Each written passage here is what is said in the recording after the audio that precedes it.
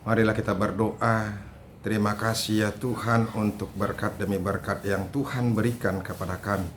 Kami sungguh bersuka cita. Engkau sudah menggantikan hari yang baru hari ini. Dan tentunya berkat-Mu terus Engkau perbaharui. Oleh karena itu Tuhan, biarlah hari ini hari yang bersukacita dan berdamai sejahtera buat kami semuanya. Kami akan mendengarkan firman Tuhan, buka hati dan pikiran kami. Roh Kudus-Mu menyertai kami. Di dalam nama Yesus Kristus kami berdoa. Amin. Shalom Bapak Ibu Saudara-saudaraku yang dikasihi Yesus Kristus. Selamat bertemu kembali dalam sapaan firman Tuhan buat kita hari ini.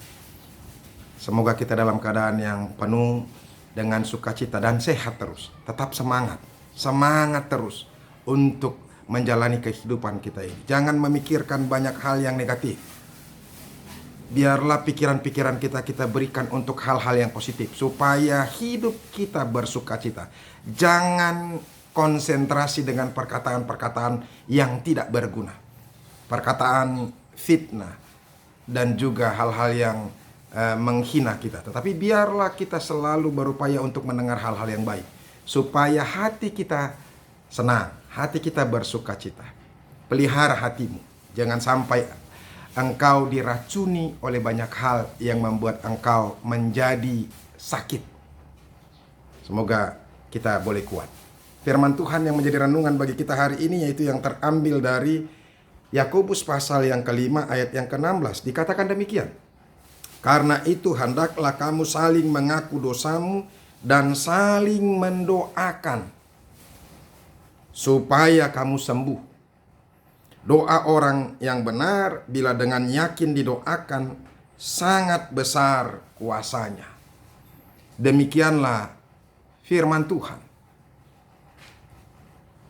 Bapak Ibu Saudara-saudaraku yang dikasihi Yesus Kristus yang diberkati Tuhan, penyakit bisa terjadi bagi orang-orang karena dia menyimpan dendam, menyimpan geram, menyimpan kemarahan, menyimpan sakit hati, bahkan terus terpelihara dalam kehidupannya. Penyakit sering juga terjadi saudara-saudara karena kita selalu memelihara, membiarkan, bahkan memupuk kekecewaan, kemarahan, kebencian, iri hati, dengki. Sehingga itu akan membuat kita mengalami penyakit psikis yang mempengaruhi juga dengan fisik manusia. Sering sekali saudara-saudara, apa yang terjadi dalam kehidupan kita itu bukan karena kita kurang sehat. Ada orang yang begitu sehat tapi cara berpikirnya, cara bertindaknya dan mengimani apa yang dia imani dalam hidupnya salah. Maka dia mengalami sakit penyakit. Ingat, orang yang sehat sekalipun ketika dia terus tinggal dalam kebencian, kemarahan, dendam, dan iri hati, dengki, maka tubuhnya akan menjadi layu, tubuhnya akan menjadi rapuh, tulangnya akan menjadi kering. Pernah dengar orang yang keropos tulang? Itu karena sering sekali memelihara dengki, iri hati di dalam hatinya. Maka mari lihat saudara-saudara, ketika kebencian, kemarahan terpelihara di dalam hati kita, wajah kita pun tidak enak.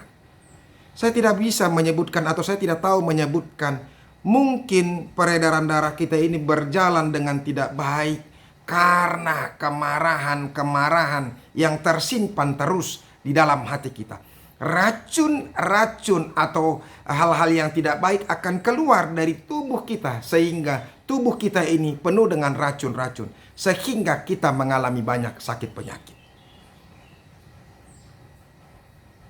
Mau sembuh?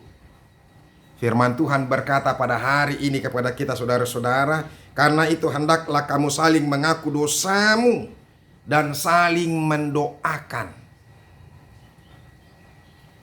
Jadi jangan pelihara sakit hati, jangan pelihara kegeraman, jangan pelihara kemarahan.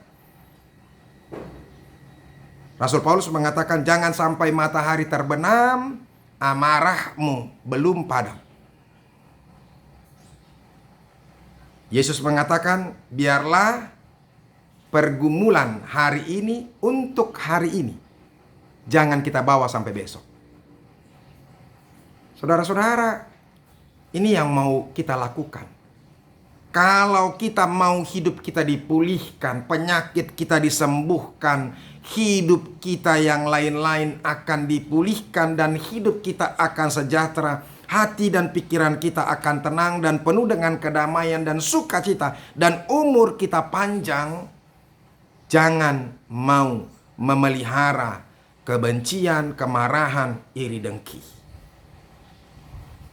Itu. Jadi makanya kita akan sehat. Wajah kita juga akan sumringah, senyum kita juga akan lepas. Kita akan merasa hidup ini enak sekali, damai sekali, penuh sukacita sekali. Karena apa? Orang-orang yang tinggal dalam damai pasti hidupnya penuh dengan sukacita.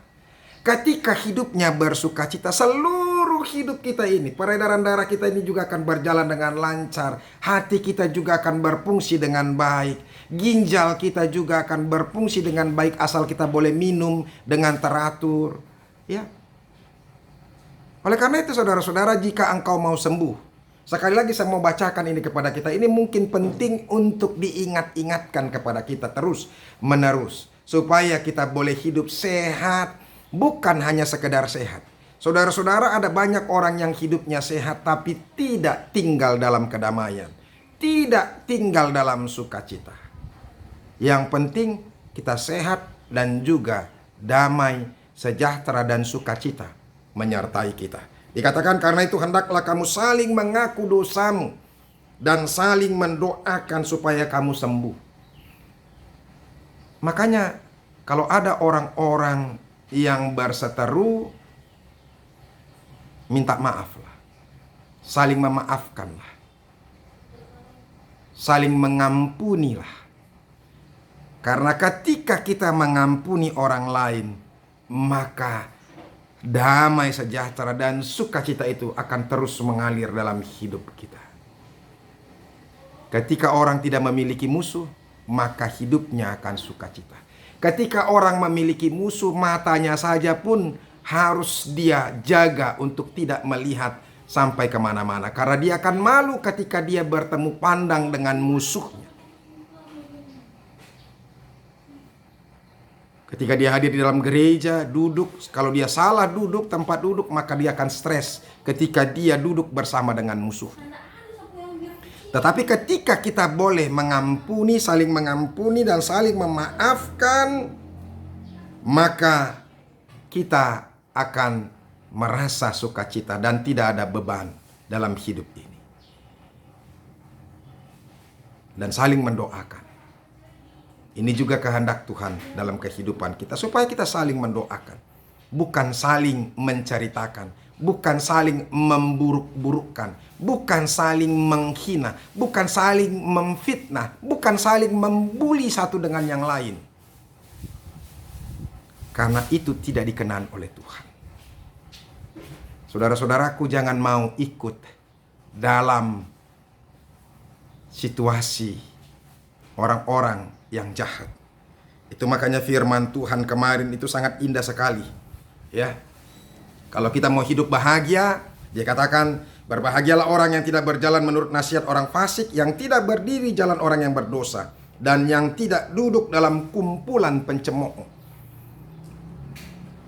Kalau kita mau hidup bahagia, maka hiduplah dengan damai. Ya, saling mengakui dosa-dosa kita di hadapan orang lain.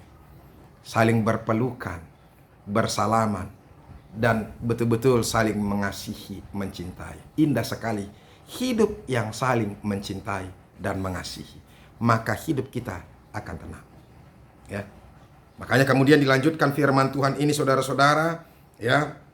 Doa orang yang benar bila dengan yakin didoakan sangat besar kuasanya. Sehingga ketika kita berdamai,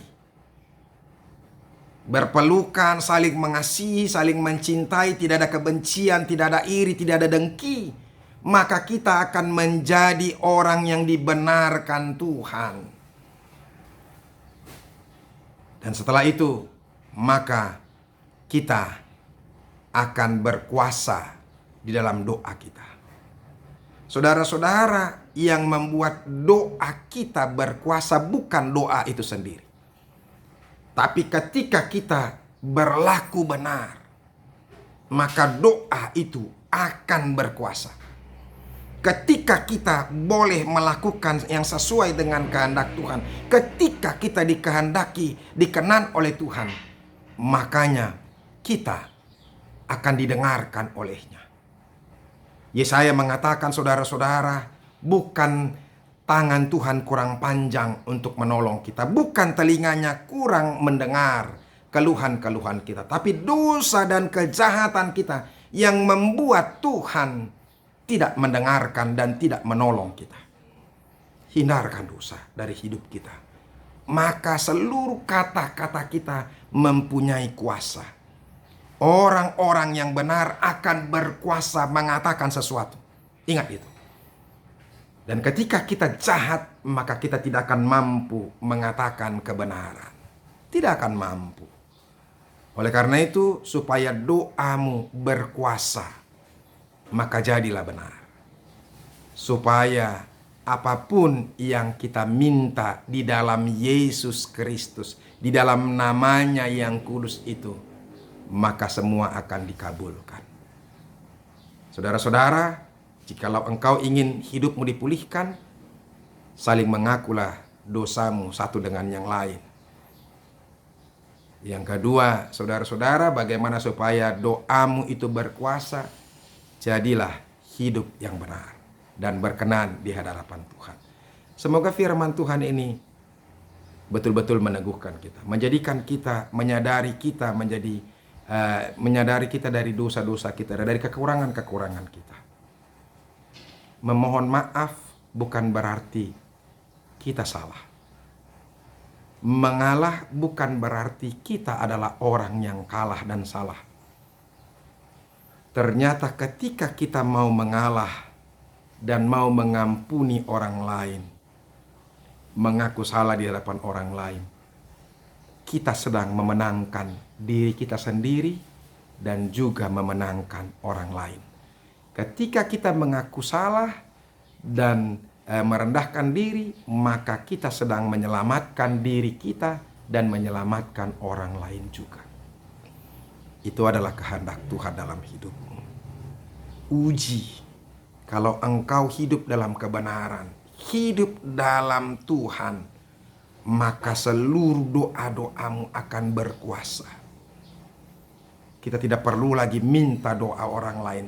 Hidup kita lah jadikan menjadi benar. Maka setiap perkataan dan doa kita akan didengarkan oleh Tuhan.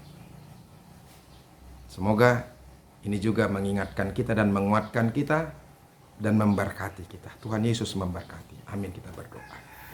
Terima kasih Tuhan untuk firman-Mu yang boleh kami dengarkan. Ajar kami untuk betul-betul berani mengaku salah kami satu dengan yang lain. Supaya kami saling merangkul, saling mengasihi, saling mencintai, dan mendukung satu dengan yang lain. Supaya hidup kami penuh dengan sukacita, penuh dengan kebahagiaan, dan hidup kami benar di hadapan Tuhan. Sehingga ketika hidup kami benar, maka doa-doa kami itu berkuasa di dalam segala hal. Terima kasih Tuhan. Kuduskan kami dari dosa dan kesalahan kami, layakkan kami untuk terus datang di hadapan-Mu. Di dalam nama Yesus Kristus kami berdoa dan mengucap syukur. Amin. Bapak Ibu saudara-saudaraku yang dikasihi Yesus Kristus, kita sudah mendengarkan firman Tuhan. Jadilah menjadi orang-orang yang membawa damai, bukan menjadi orang-orang yang membawa seteru permusuhan.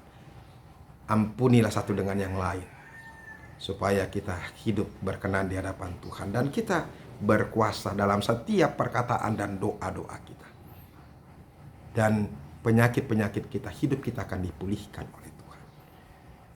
Tuhan Yesus memberkati kita. Sampai ketemu untuk besok hari. Salam.